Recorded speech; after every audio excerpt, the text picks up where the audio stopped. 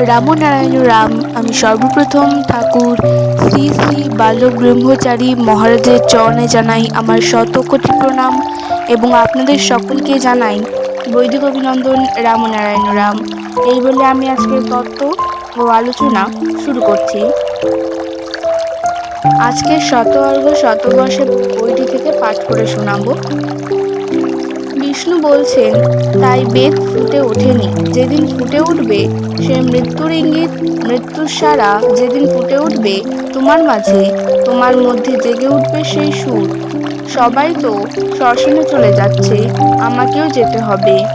দিন চলে যাচ্ছে, বছর ঘনিয়ে আসছে, মনে প্রাণে অন্তরে মৃত্যুর ইঙ্গিতটা অনুভব করতে হবে। দেবর্ষি, তোমাকে আর কিছু ভাবতে হবে না। অনন্ত বিশ্বের রেকর্ড তো এইটা, এই দেহযন্ত্রটা। এর মধ্যে সব ইঙ্গিত, সব বার্তা রয়েছে।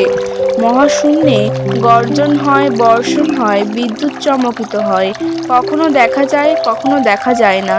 যখন তোমার মধ্যে নাদধ্বনি ধ্বনিত হয়ে গর্জন করবে, তখন বর্ষণ হবে। বিষ্ণু বলছেন, দেবর্ষি, তুমি আর কিছু নয়। নাম নিয়ে বসে পড়ো, দিনরাত নাম বিলিয়ে যাও। জীবনের সুরের কথা তার মধ্যে পাবে। সমস্ত দেবদেবতার কথা বলে শেষ করা যায় না, তত্ত্ব বলে শেষ করা যায় না। নামে বিভোর হয়ে যেখানে সূর্য রয়েছে তার পাশ দিয়ে তুমি চলে যাও, তখন তুমি দিশা পাবে। শুধু তুমি এগিয়ে যাও দেবর্ষি, মহাদিশায় দিশাহারা হয়ে শুধু এগিয়ে যাও। আর এই কথাই বলো, আমি হারানোর মাঝে হারিয়ে রয়েছি, তাকানোর দিকে তাকিয়ে। বিষ্ণু বলছেন, দেবর্ষি, বেদের সাথে এক সত্তায় থেকে তোমার মাঝে সকল ব্যবধানত্ব দূর হবে। একদিন বলবে তুমি, তোমাতে আমাতে নাই কোনো পার্থক্য, তুমি আমি এক। এ কথাই বেদের কথা। ঋষি সেই বেদের কথাই আখ্যায় ব্যাখ্যায় বললেন। বেদ বলছেন, হে জীব, তোমরা কোনো চিন্তা করো না, তোমরা শুধু নাম করো, গান করো। বেদ বারবার করে বলছেন, দেখো তোমাদের আত্মা, তোমাদের চেতন ভিন্ন ভিন্নভাবে বিরাজ করবে, ভিন্ন ভিন্নভাবে এক একজনের আত্মা গ্রহের মতো উঠে যাবে। তখন প্রশ্ন করছে, তাতে আমাদের কি সার্থকতা? বিষ্ণু বলছেন, যেমন চাঁদ অগণিত সৃষ্টি দেখতে পাবে, যেমন সূর্য অগণিত সৃষ্টি করতে পারে, তোমরাও তেমনি তারার মতো হয়ে থাকবে। তোমাদের মধ্যে থাকবে সর্বজ্ঞত্ব, থাকবে পূর্ণত্ব, থাকবে ভগবানের ভগবত্তা। তোমরা সেইভাবে সেই রূপে পূর্ণত্ব লাভ করবে। দেখো তো, বেদ তোমাদের কত বড় স্থান দিয়েছেন। তোমরা ভগবান হয়ে যাবে, বেদের মধু পান করবে। এত বড় স্থান দিয়ে জীব পৃথিবীতে এসেছে, তোমরা বেদের মধুকর হয়ে বিরাজ করবে।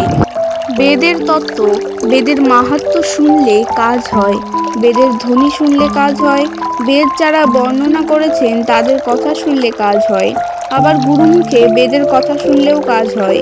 তোমরা মূল মন্ত্র স্মরণ করে যাও, সর্বশক্তি দিয়ে কর্ম করে যাও, মুখে নাম করো আর সময় নষ্ট করো না, জীবধামে যাও, নাম বিলিয়ে যাও। দেবর্ষি বলছেন শিব শম্ভুকে, হে শিব শম্ভু, আমার দ্বন্দ্ব সন্দেহ ক্লেদ পঙ্কিলতা মাখা মন তুমি নিয়ে নাও।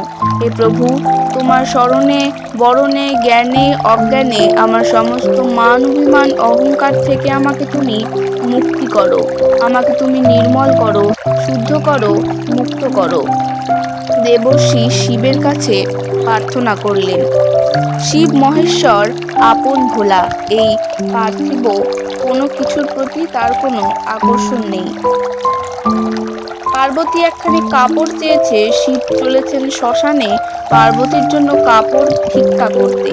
কেউ দিল না, শিব বসে আছেন শ্মশানে। এক সধবার মৃত্যু হয়েছে, তার কাপড়খানা নিয়ে শিব চলেছেন আনন্দ করে পার্বতীকে দিতে। শিব বলছেন, পার্বতী, একটা কাপড় পেয়েছি।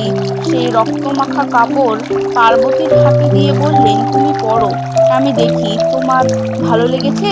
পার্বতী, প্রভু, এত আনন্দ আমি কোনোদিন পাইনি, তুমি নিজ হাতে আমাকে দিয়েছ।